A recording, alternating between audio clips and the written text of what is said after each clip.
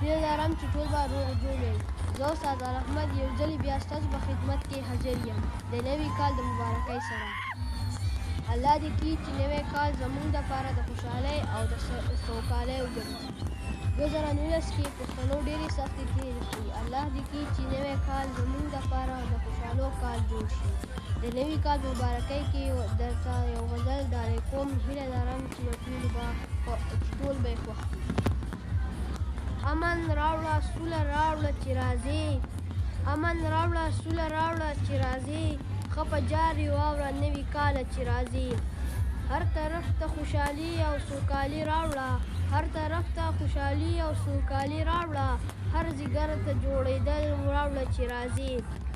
پښتانه ډېر دي ستړي شوي نوي کاله، پښتانه ډېر دي ستړي شوي نوي کاله، ارام سکون راوړه هر چاله چې راځي. ختمې د نفرتونو دا سلسلې که چې راځي، ختمې د نفرتونو دا سلسلې که چې راځي، هر طرف ته مینه محبت راوړه چې راځي. تېر کال مو تېر کړی په سلګو د نوي کاله، تېر کال مو تېر کړی په سلګو د نوي کاله، ځان سره خندا په وچو شونډو راوړه چې راځي. پښتنه پیغله درته زاري کوي نوي کاله، پښتنه پیغله درته زاري کوي نوي کاله، هر پښتون د سیال سره سیال که چې راځي. زما ټولو مینهوالو ته ډېر ډېر نوی کال مبارک شي زما له طرفه.